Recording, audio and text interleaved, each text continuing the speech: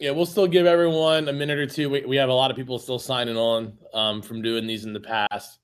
A lot of people kind of show up within the first 5 minutes or so. For those of you that have already signed on, appreciate it. Just hang tight. We'll be getting started here in a few minutes. Have some good content for today. So just kind of hang tight. If you are already on, maybe drop your location in the chat. That's something we like to do. Just kind of share it with everyone where you're from.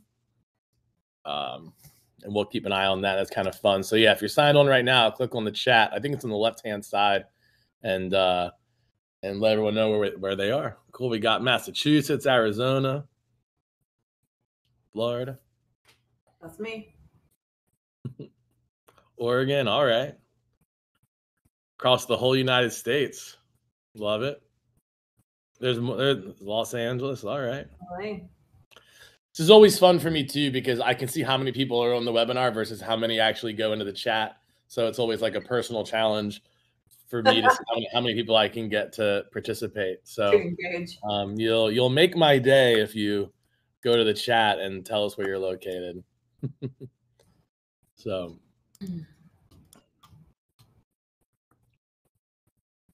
All right, let's give everyone like 60 more seconds here. I guess we can do some brief introductions. Jackie, why don't you tell everyone about yourself, and then I'll do me, and then we'll kind of dive into the content.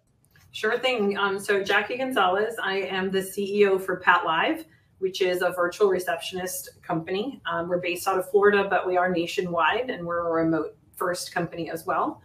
So I was born and raised in Miami, Florida. I attended FSU for undergrad. I attended University of Miami for law school.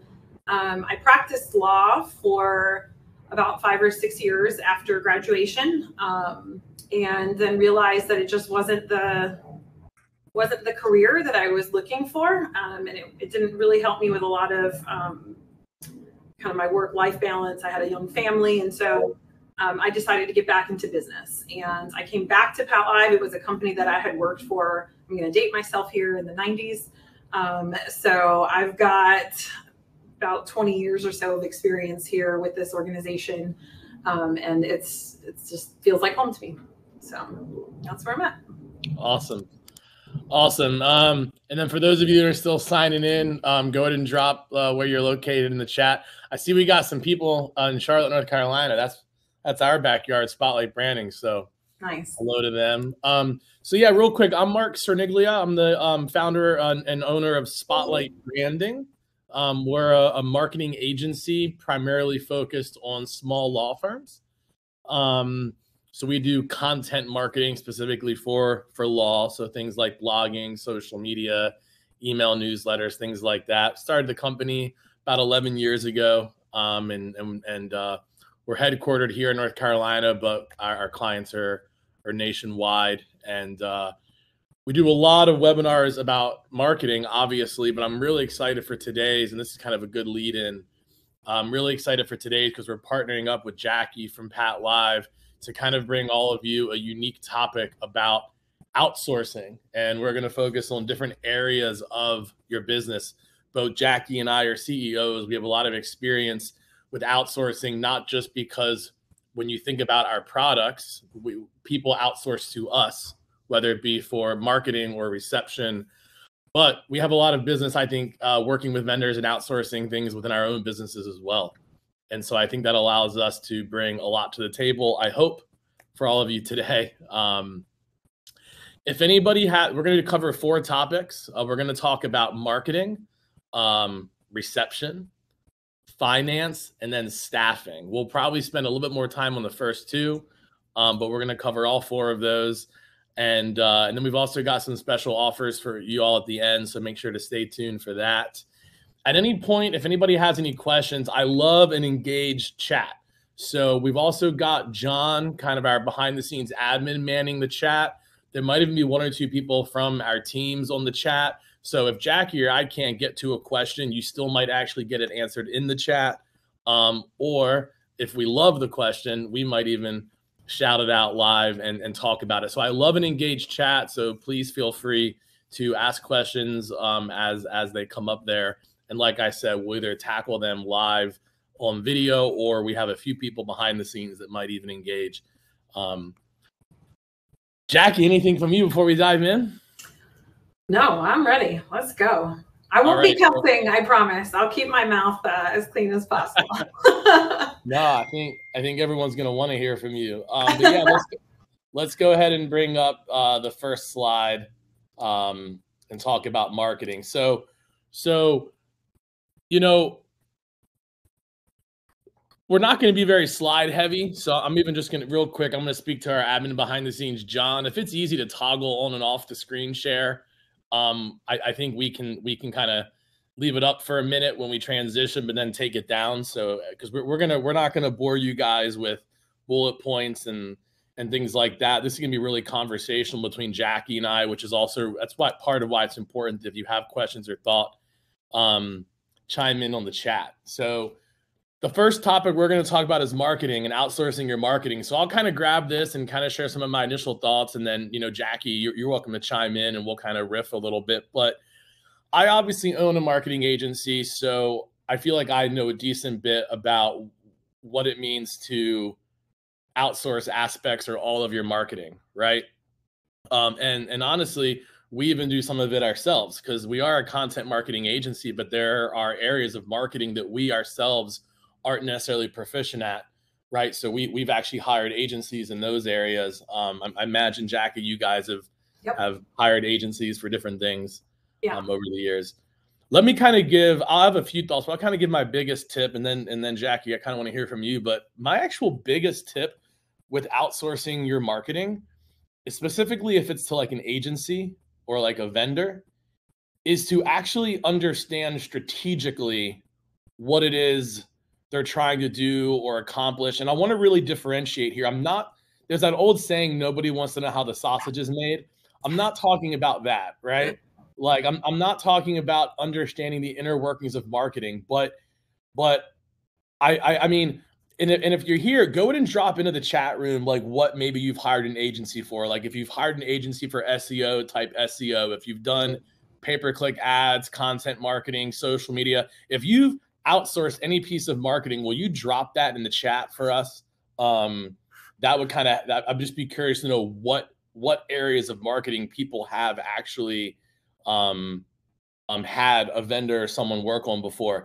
But the reason is because anything you guys put in the chat, I almost guarantee you there's somebody else that does that thing as well, right?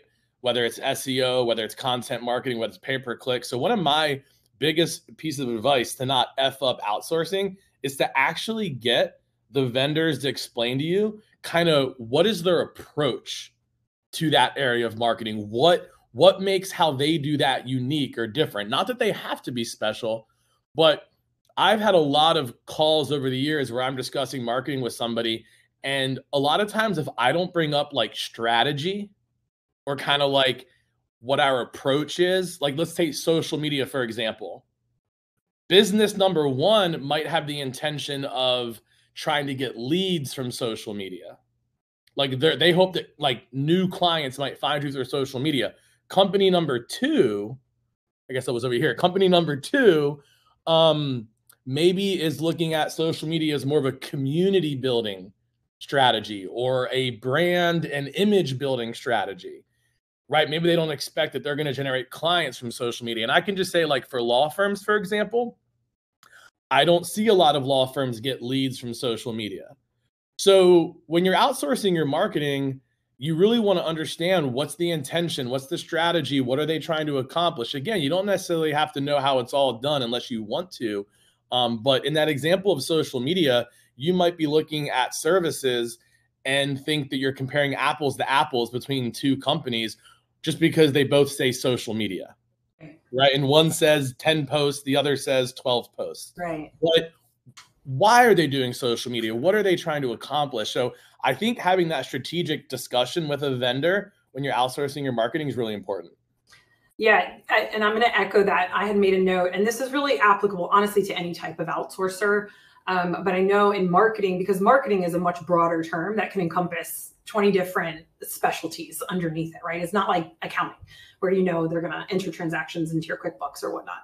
Marketing is like a really broad term, and it is a a genre to me that seems really easy, but then when you get in the weeds of it, you're like, well, is it an art or is it a science? There's a lot of science to marketing. And so one of the points that I have when working with outsourcers, particularly in marketing, is to set very clear expectations about what it is that you're working with them on and how you both perceive the results of good or bad. And so it kind of goes to that, right? If your goal of social media is to get leads, then as the company who's doing the outsourcing, I'm going to judge you by how many leads you deliver for me.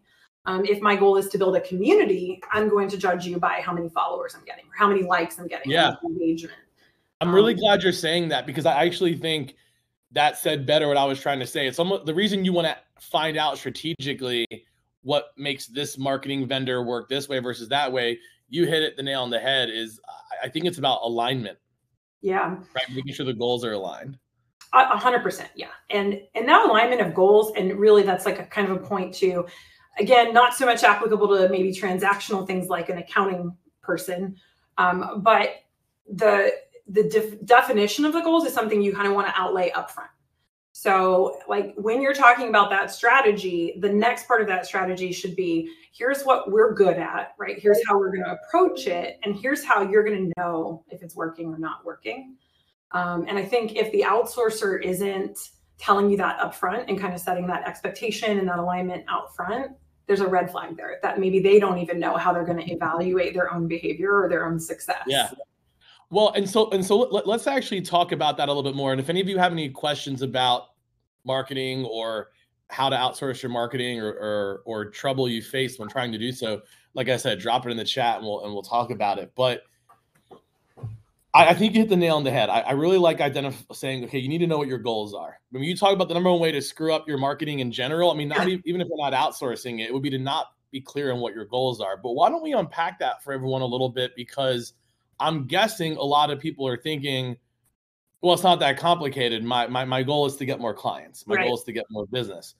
And I think you need to be more specific than that. And so I have a few thoughts on how I think you can get more specific with your goals. And Jackie, I wonder if you have any examples you can share, but I'll give a few real quick. So like, yes, one could be to get more clients, but sometimes you step back and go, well, gosh, do I want more clients or do I want more of a specific type of client? Like when we work with law firms, sometimes at first you think you want more clients, then you think about it more and it's like, well, actually, I really want more family law clients. Or maybe it's I really want less family law clients because divorce is depressing. And I mean, I had a client that was like that really wanted to focus on estate planning. And because for her, doing divorce just lowered her quality of life. And it was like, okay, well, like that's more specific then, right? Like trying to get more of a certain case type. Right. Do you want more leads or does it matter where those leads come from? Because maybe you want more referral business, or do you want more leads from searches? I mean, there are pros and cons, there are differences. Yeah. What kind of goals do you think are important for marketing? Yeah, I mean, so again, when I was talking about marketing as this broad thing, right, underneath it, it's got all these really specialized niches. And so I've outsourced probably all of them at some point in my career to different individuals or agencies. But I feel like we've gotten really good about trying to identify that alignment and that goal and mapping it to something specific. And so some of it might just be for us, like new clients or new customers, that's obvious, but like we can get very narrow and we can go to an agency and we can say, we need our rankings for these key terms to improve. And, if you're savvy from an SEO perspective, on what those rankings are for the, family lawyer who's trying to get into a state law practice, she or your firm can help prepare them with like, here's the keywords that are really going to help that SEO, your ranking and your organic traffic. And then they can kind of build a strategy around saying, all right, this is our target. We're looking to improve our rankings. And this is a 6 to 12 month game, if you will, for that particular target, right? Versus we need some low hanging fruit. We need to get some immediate customers and leads in the door. So we're going to push some advertising spend to this. And we want to see leads coming in 2 weeks, right? Like it's a completely different strategy altogether, depending on what that looks like. So I'll be honest, right? Like I was not a marketer by trade. I'm still not a marketer, even though I've done and worked with a lot of marketing agencies now. In the early days, particularly, I relied on the outsourcers and their teams to tell me what I needed to know. And so part of those initial conversations was a lot of me asking a lot of questions and having them explain it to me as a layperson to say, okay, Jackie, what you're zeroing in here is a keyword strategy. All I knew was I need more website traffic. And the marketing professionals, that I worked with said, what we're talking about here is this, and here's how we're going to get to that strategy. So, yeah. Sorry, go ahead. No, I was just going to say, I think a really good outsourcing partner, when you're having those initial conversations, is going to help you, or should help you, to not F this up really bad. He's going to help you take these real high level objectives and narrow it down to tactics. And I would also suggest that a good marketing vendor is also going to ask you why when you do have these goals. So it's a little bit of a catch-22, because on one hand, I am saying, yes, like, know kind of what your goals are, or what ultimately you want to accomplish. But a good marketing partner is also going to ask you why. Because, for example, Jackie, you just brought up website traffic, right? Right. If you're reaching out to me, I'm going to say, okay, great. Can you tell me more about why that's what you feel like you need right now? And listen, maybe it is. Right. But in the course of that conversation, like, for example, if you came back to me and said, well, because I want more clients, I would have said, okay, well, more website traffic isn't the only way to get more clients. So are you just interested in more clients, or do they specifically need to be from website visitors? Right. Yep. And then that matters in the conversation. So I think, the signs of a good marketing partner are going to be that they want to tell you about, like, strategy and how they do things. They're going to want to know what your goals are. They're going to ask good questions about those goals to really make sure that they're a fit for those things. Okay. Because at Spotlight Branding, for example, like, we aren't super focused on, like, website traffic or SEO and all those things. We're not, like, against those things, but what we have found is that through content marketing specifically, so things like blogging, social media, email newsletters, we use those things to help you stay in touch with your existing network. And what's really fascinating about that is when you use content to stay in touch with your existing network, we've actually seen referrals double and triple. And I'm not promising that. We had a lot of clients that see their referrals go up by 25% even.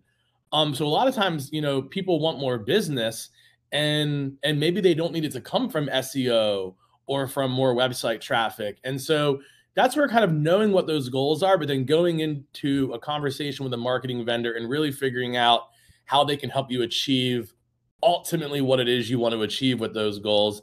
Because a company like mine might even kind of redirect you and say, well, do you want to get more leads from Google, or would you rather maximize your referrals first?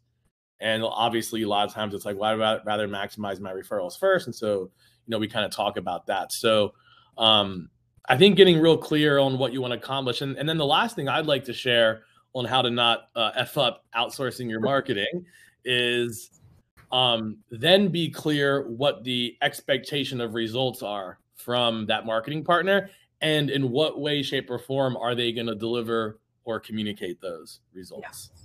And it's a little bit different with everyone. Honestly, a company like mine, it's a little bit more anecdotal. It's more conversations we have, because we don't have the ability to track somebody's referrals and things like that for them. Usually they do that, right? As where if you're hiring an SEO company, you're going to expect that company to track those rankings. But either way, even if someone was to work with Spotlight Branding, we are real clear, though, on what the results are that the client should see, and we check in on that. So I think also being clear on how results are going to be communicated, discussed, et cetera, is really important. Yeah, I think you're spot on. I have an anecdotal story about I outsourced some work to a marketing agency for website design. Specifically, this agency was going to recreate a website for us. And they subbed it out to a website designer. And I think I was kind of young in the process, and I just sort of took a very hands-off approach. I had a very early on conversation. I said, this is what I want the look, the feel, the tone, and the content to be like. And then I kind of, stepped back. And what I will say is, in the process from me to the agency to the web designer and to through that creative process, the creative process just took him down a path I wasn't expecting to go down.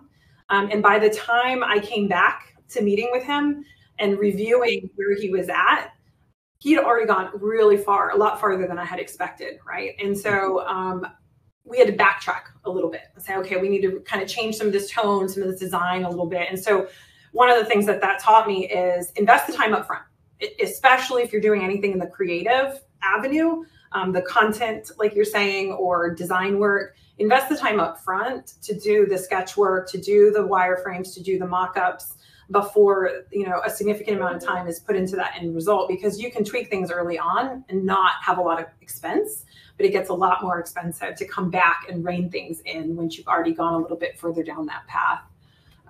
So, that was one thing there.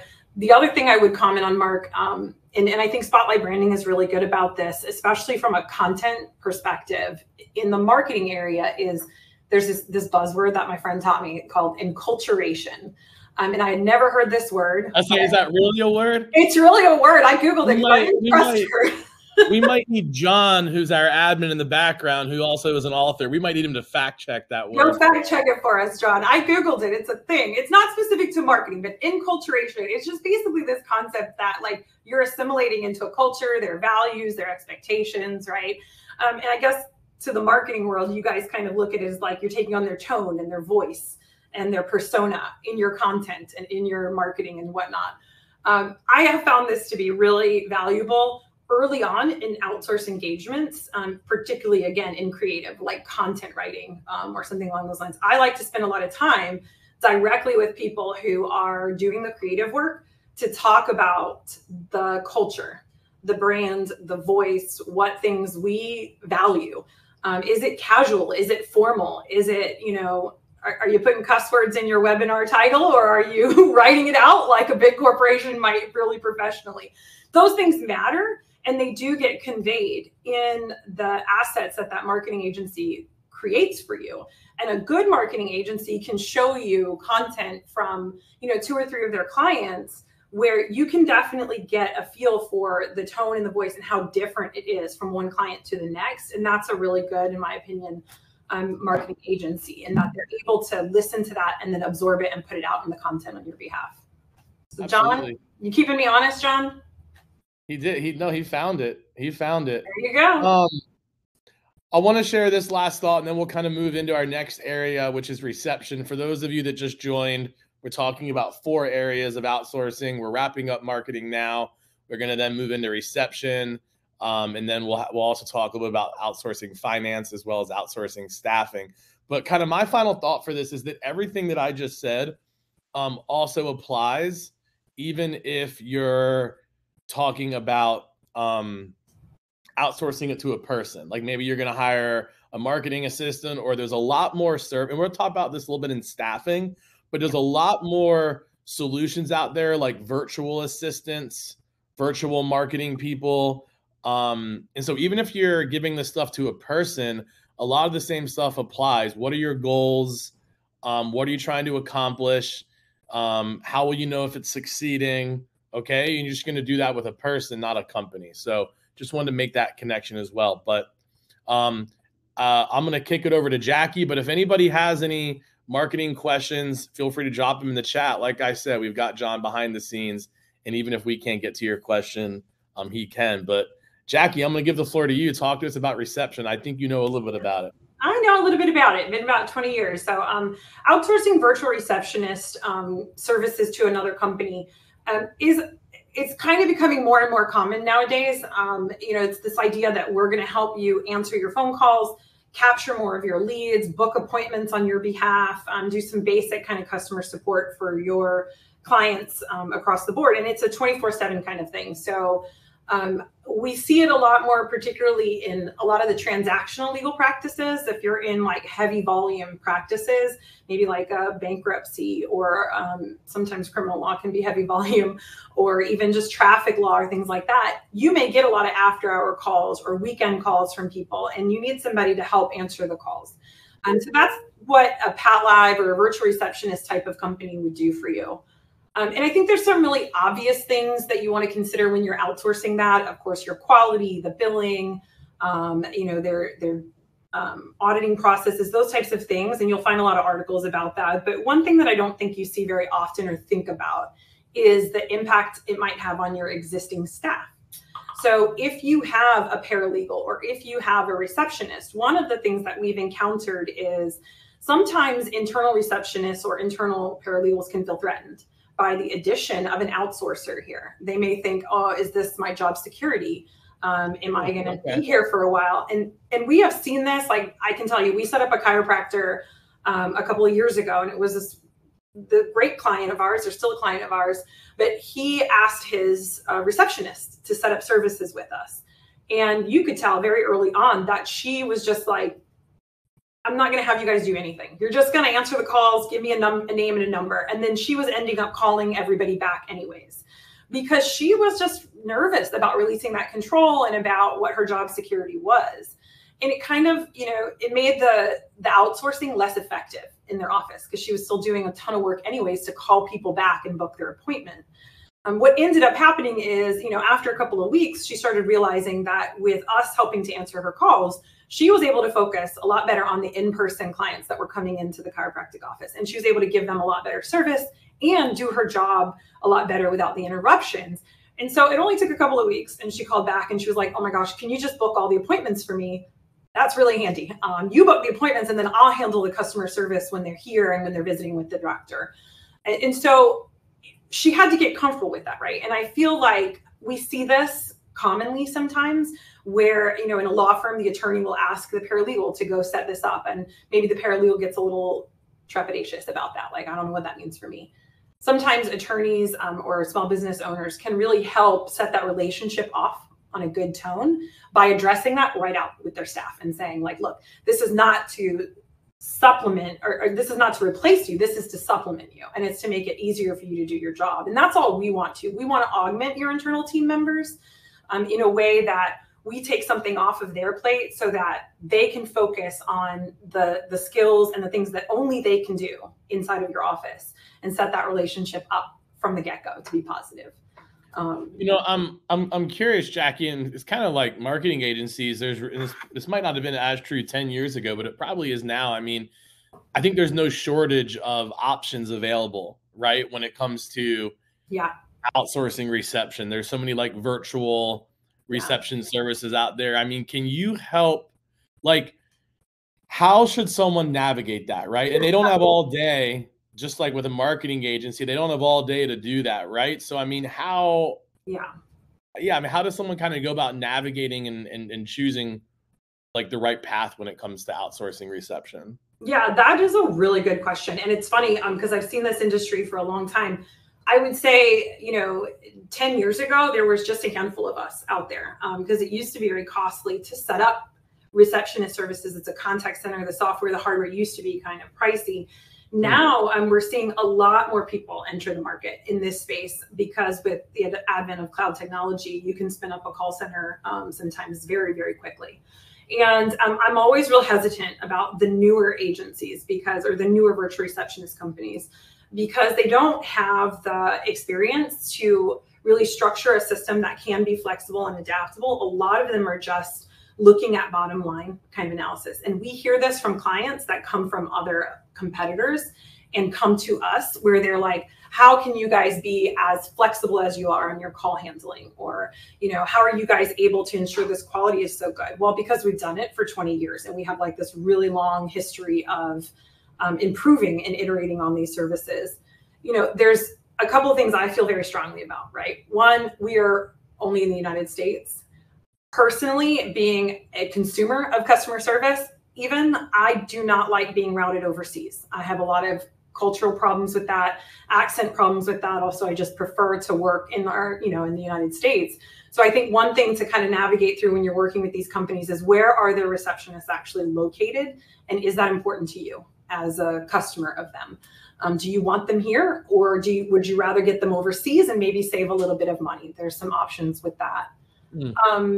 Two, I really think that, quality control from an answering service is an under factored criteria. Like, that's probably, just real quick, that's probably the biggest thing most businesses out there are worried about, is like, how do I know that this is going to work well? Right. Yes, absolutely. So first of all, you should all have a trial. every company that you want to do business with should let you do a trial with no contractual obligations. They should spend a significant, like, a little bit of a time in onboarding, making sure that they understand all the different call scenarios that you want us to accommodate. So those are kind of some easy check boxes there. But I will tell you from a quality perspective, they should allow the calls to be recorded and you to listen to them. We offer that at our company. I know some of our competitors do, some of them don't. But if they're hesitant to record the call and let you listen to the call, they're hiding something, right? Like, you should be able to hear it. One of the nice things that we have at our service that not a lot of competitors have is we actually not only record the audio of a phone conversation, but we record the screen that an agent is looking at when they're taking the call. So we offer a lot of integrations. Say, for example, you're using Clio, or you're using Practice Panther, or you're using some application and you have a website where people can schedule an appointment, right? A lot of times we will go out to your website and schedule an appointment for you directly on your website.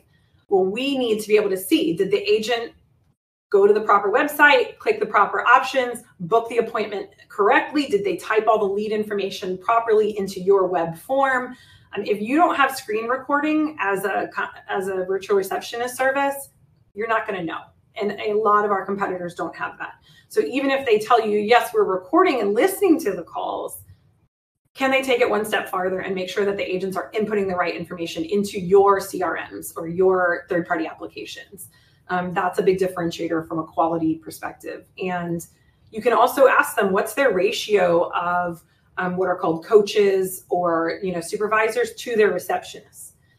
We keep a very low ratio, typically around 20 receptionists to one coach. And that's different from our supervisors. These are coaches, and all they're focused on doing is listening, watching the agent's calls, making sure that the agents are following the client's call handling instructions. Hold on, I just need to make sure I'm following, because that's really interesting. So what you're describing right now is quality assurance that would take place, that not requiring the client. This is something that Correct. would happen inside of an agency. So okay, so if people are out there vetting who they might want to outsource their reception to, one of the things maybe ask is how that agency handles quality control. Yes, for sure. Absolutely.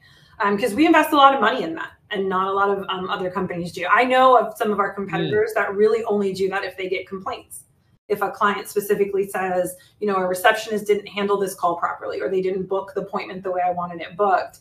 We don't do that like at our company. We have, again, like a whole team. This is all they do, is they assure that the agents, the receptionists, are doing what they're supposed to be doing on the calls. And they listen to and watch a set amount of interactions every single pay period, which is 2 weeks long. They meet with every single receptionist every single pay period. They go over their performance. They make sure that things are trending the way they want it to trend. And if a receptionist needs any kind of retraining or skill improvement, they can pull a receptionist and put them back into a training program and say, we need to work on some of these areas for you if that becomes necessary.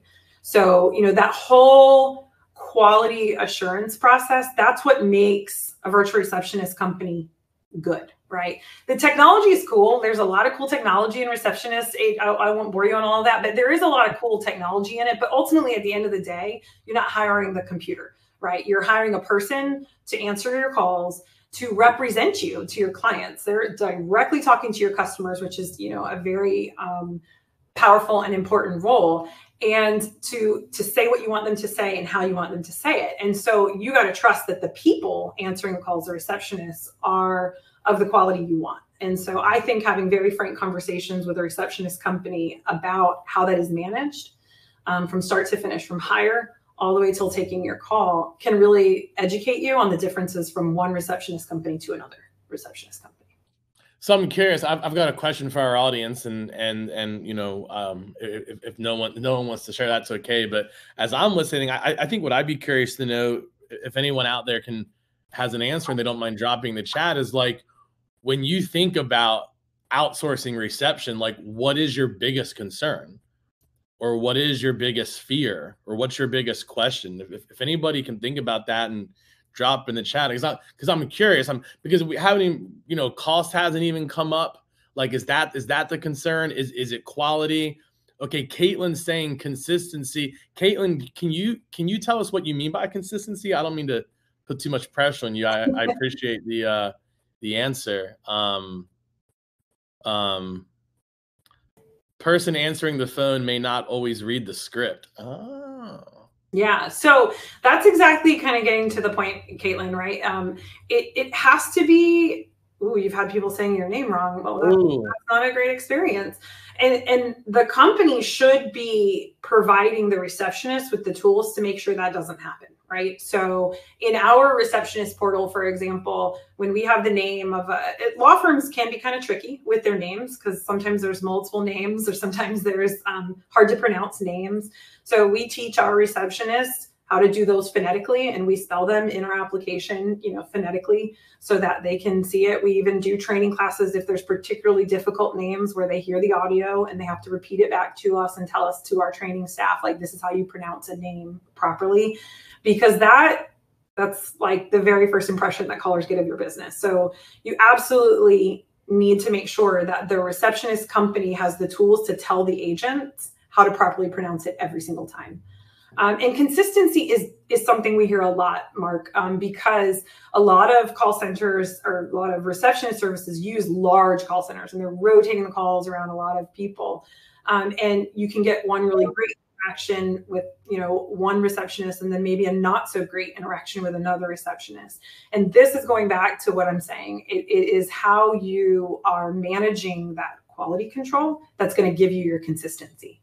So the technology is just the foundation. If you're hiring people without really good hiring practices, like at our company, we hire on average about 1% to 2% of the applicants who come in the door.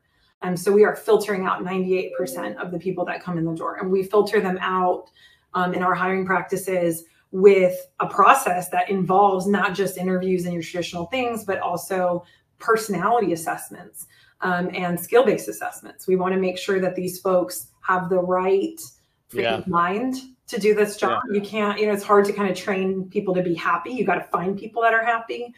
So you got to start with that. And then you've got to give them really good in-depth training, which we do. We spend weeks in training for our receptionists.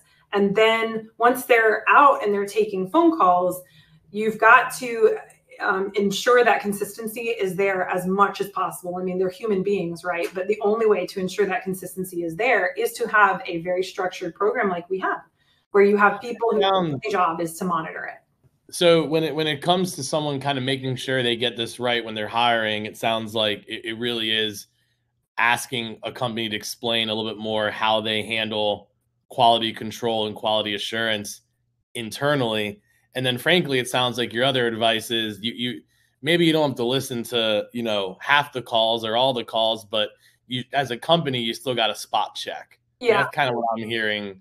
I imagine part of the concern was, Caitlin even kind of said here that people just not even following the script. I mean, yeah, to me that's inexcusable, and hopefully that's limited to just like a single company, and you wouldn't have that experience, with multiple. But you got a couple other questions here. You want to tackle those real quick in terms of how people can look out for that, and then we'll Caitlin says she's tried too. Well, hopefully one of those wasn't Pat Live, but if it was, Caitlin, don't say that. Don't respond. Oh no, I hope not. It was not. Thank you, Caitlin. I'm glad you no, but I think, and we probably got to move on the next couple of minutes, but I think that's where what you're saying about Pat Live makes a ton of sense. But I think what's going to help people most is, and maybe you can think about this when you're responding to these other two questions real quick, is how do people figure this out though when they're the ones searching for a company like yours, right? You're right. How do you figure it out before you've tried to, like Caitlin has? Or figure it out fast. Fail fast. Well, that's fair. Right. Yeah. So it's both of those things, right? On the upfront, you want to try to get as much information as you can. And I think if you ask several receptionist companies what that process looks like, you're going to find the differences in between them. And then you're going to want to gravitate towards a receptionist company that is putting more time, effort, and energy into that consistency and that quality control, because that's key. These are human beings answering the calls, and it requires a lot of human being interaction. It's not a machine. You can't program it once, and kind of walk away. So I would definitely, in those initial conversations with the receptionist companies, grill them on what their quality control processes look like. As far as Bianca's question there, that's interesting to me. Yeah. So how do you correct this? Well, go ahead. Well, I mean, I might be speaking out of term here, so someone tell me. But my first question is, even a 10 to 12-minute conversation, that sounds like an intake call. Yeah, and I think that's probably what Bianca is talking about. So yeah. Okay.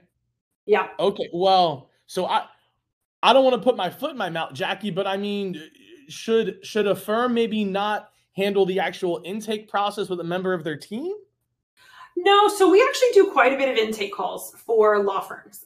This is a common use of receptionist services for law firms, especially those high volume types of law firms.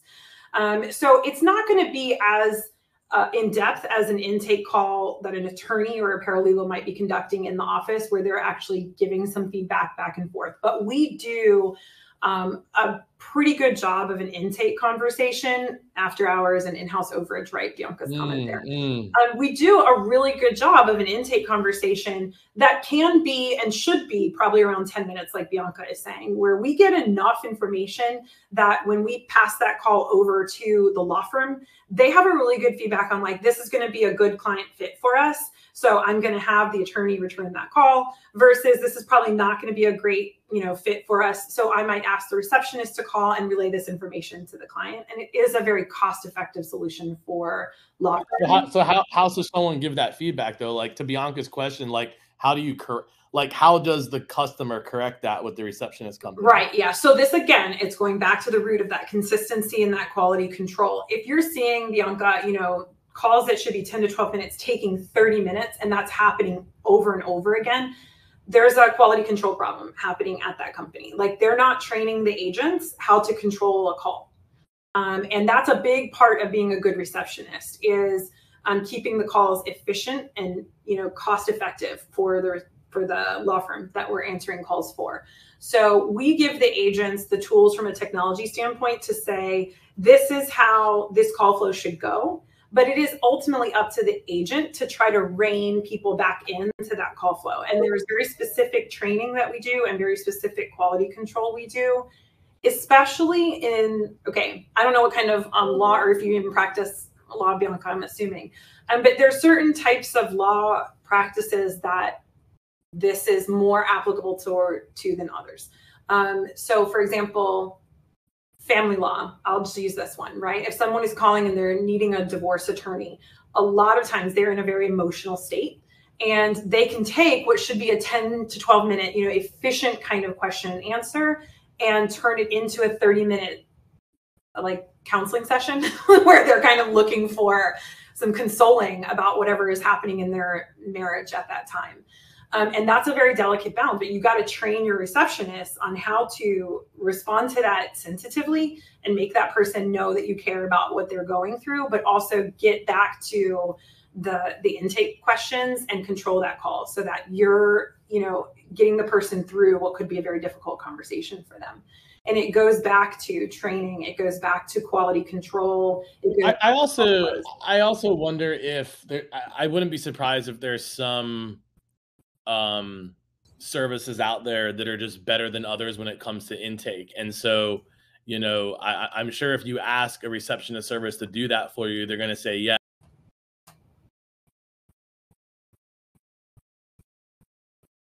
This company maybe isn't trained, like the one that you're referring to, like maybe honestly, they're just not trained well on that area either. And the funny thing is, this goes back. Is my internet messed up, or did Marc's internet? I think we're all back. I think we're all back now. Yeah, we all cut out for a second. But yeah, I think it goes back to like really like, what are your goals? What are you trying to accomplish? Making sure the company you're going to work with is aligned with that. Spot check them. We haven't brought it up yet, and I think we probably got to move on to finance here. But my last thought here would be the other thing is like secret shop once in a while, like once a quarter, just call your own business's phone number and pretend to be somebody else and see how it gets handled. I mean, Rebecca asked earlier about attentive service, customer-centric approach. I mean, honestly, it probably starts with when you reach out to the company initially.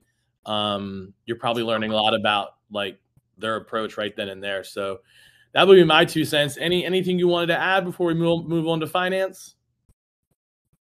No, I could talk about this for hours. So you will. That's the after hours webinar. There you go. The party about reception.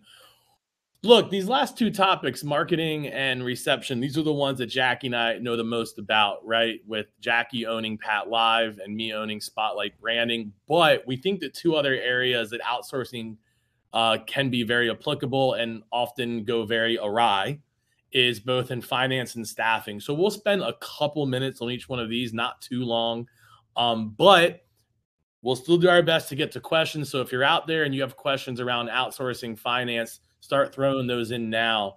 But look, I'll mention this. I actually think the first thing with finance is, I don't know how many business owners we have on here versus people that work in firms, but one of the biggest problems I find with business owners is just the unwillingness to let finance go. To be honest with you, one of the biggest ways you screw it up is by not doing it. I mean, take a lawyer, for example, that does their own bookkeeping. First of all, they're being overpaid, right? You're paying yourself $200, $300, $400 an hour for something that you could pay somebody $30 to $60 an hour for, or maybe 50 to 70. I don't know and so you're being overpaid and you're underqualified. So I don't mean to cheat here and take the easy out, but the main thing here is to do it. Now, certainly I have thoughts on how to do it well, but Jackie, I'll give you the first crack at that. Yeah, no, that was really eloquently put. And I think as an attorney myself, I have a tendency to do that, to just think, well, how hard could it be? I can do it myself. And then I go down some rabbit holes and end up really regretting making that decision and have to backtrack and go out with the people who actually know how to do accounting and do it effectively. I have effed up accounting and finance before in the past. I really have. And I think that a lot of it is in the vetting. From my experience with finance, it's typically one-on-one. Like I typically get one person who's coming in to assist with bookkeeping or with accounting at a higher level.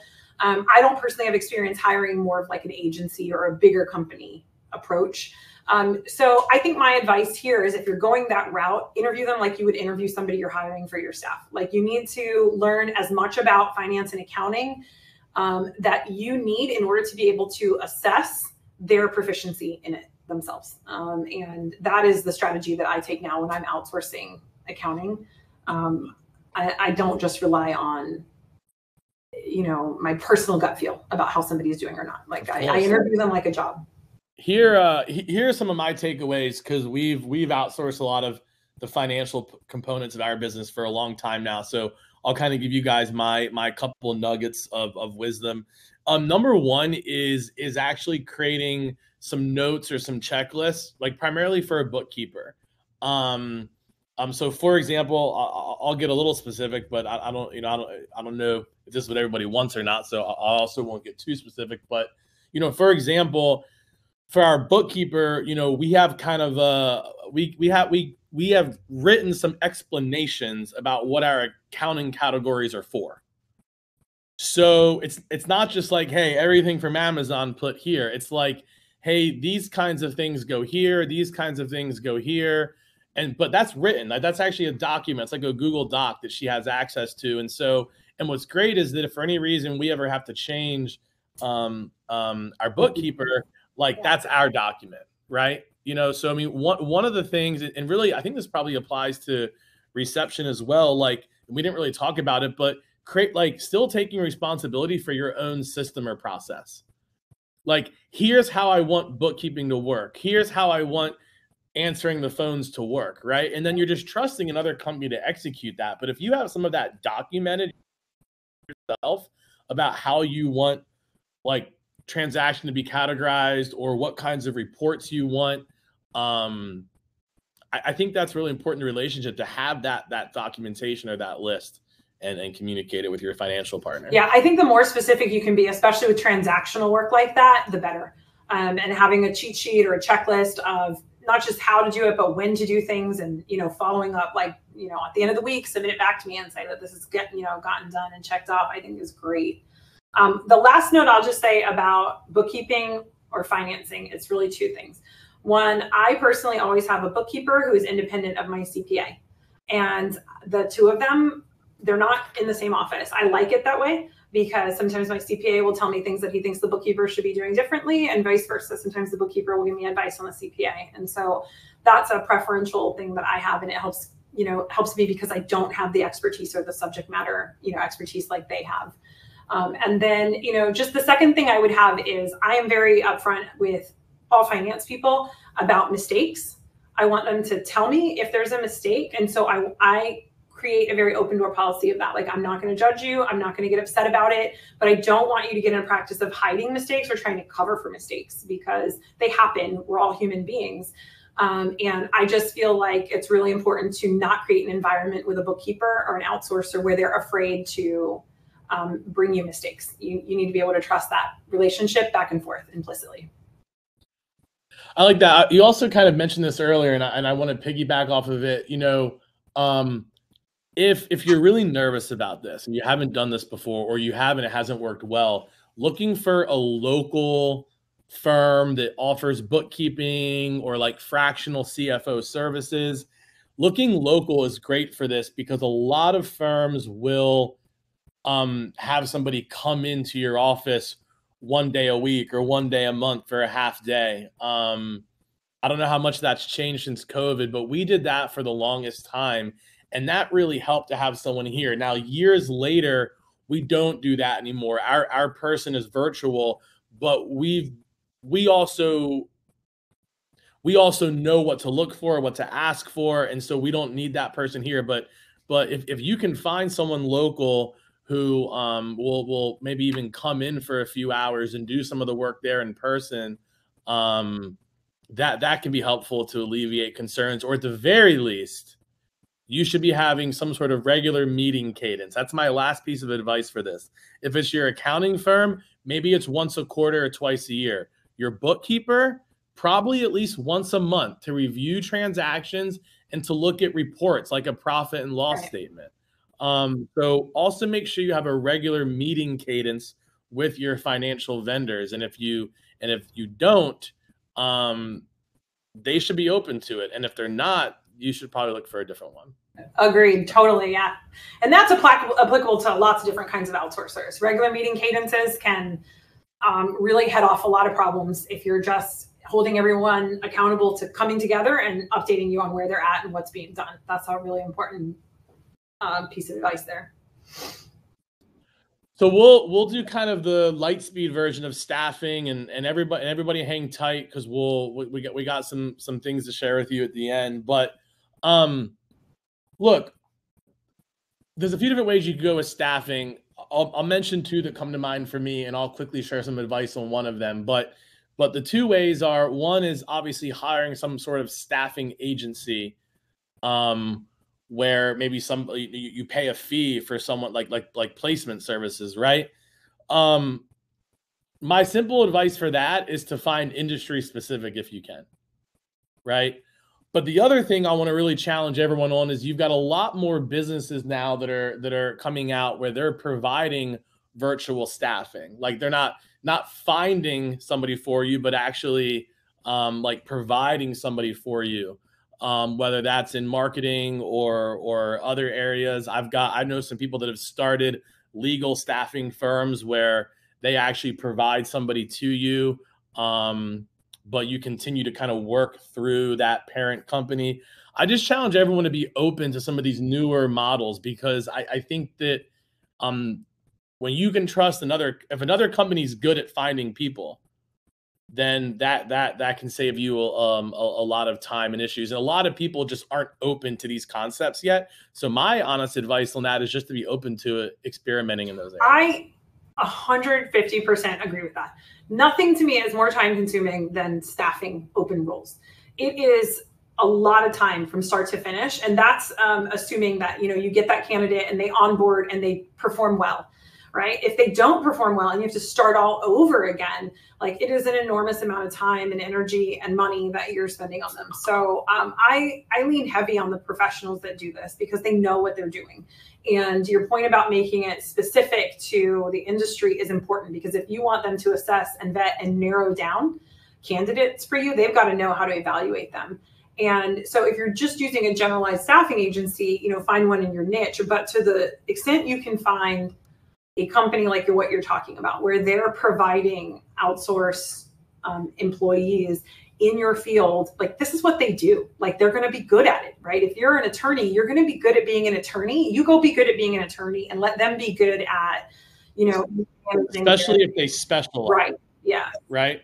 Like Pat Live specializes in reception services. There's some companies out there that might have 4 or 5 positions, but they just focus on legal. Yeah. Right. We're even playing with a model. It's not out yet, but we're playing with a model where instead of offering marketing services, we'll actually give you a marketing person. Like a fractional. Right? So yeah, exactly. So, you know, I think my advice there, if you're going to outsource staffing, is find specialists either in industry or in role. I think that's fantastic advice. You know? Yeah. More we could talk about, but let John go and put up that final slide. We kind of take questions throughout. So I just kind of want people to know some of the things that both companies are doing here. And then I think we're going to drop both links if we can in the chat. But real quick, Spotlight Branding, if you have an interest in marketing services, we're giving $2,024 off for 2024 for anyone that signs up end of the year. So if you got any interest in marketing services, specifically content marketing, there's a link in the chat to book a call with us. We'd love to connect with you and see if we can't help.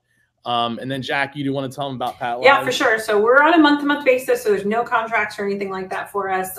We have a 14-day free trial. And if you use the link that's in here and sign up before the end of the month, you'll get an additional month of free. So basically 6 weeks of free. So you can kind of look at it as a 6-week trial, if you will. And if they click that link there, there's a calendar option where they can book a call with us as well. Yep. Yeah, and I think your link's on the screen. We've also put both links in the chat. We'll kind of leave that up for a minute. But, you know, as we wrap up here, we've still got 2 minutes. Any final questions, comments? Tell us what you like the most. Make us feel good about ourselves. No, but in all seriousness, we still got a minute. So if anyone has a question about any of the 4 topics, let us know. But this was kind of a unique angle, so we're always open to feedback. We're trying to find something kind of unique to talk about that we think applies to everyone. So we really appreciate everyone coming, and we hope that you guys found it interesting. Jackie, any thoughts from you? No, same thing. I really appreciate it. Just the opportunity to talk candidly about stuff is really nice, and to get feedback from you guys. And so, you know, if you want to even reach out to me directly, feel free. I'll give my email address to Marc and his team, and you can contact me directly, and I'll be happy to talk through any concerns or thoughts you might have about outsourcing, even if it's not for receptionist service. I, you know, have some experience there, and I'm happy to always network with people about that. And to appreciate some of the people that asked questions, Bonnie, Caitlin, Rebecca, Bianca, thank you for those that participated. Those of you that didn't, that's okay. But on the next one, we want to hear from you. Yeah, really appreciate everyone making time. Hey, we got a compliment. Oh, right. Winner, winner. No, in all seriousness, appreciate everyone so much. We will put out a recording if you missed any of the conversation earlier about marketing. Then we talked about reception. We'll be putting the recording out to everyone. So, but that's it. We really appreciate everyone coming. Again, we'll keep this up for a couple minutes if anybody wants to get to those links. If for some reason you can't right now, I think if you reach out to either one of our companies through our websites and just let them know you were on this webinar, we can probably still make sure that they get the offer.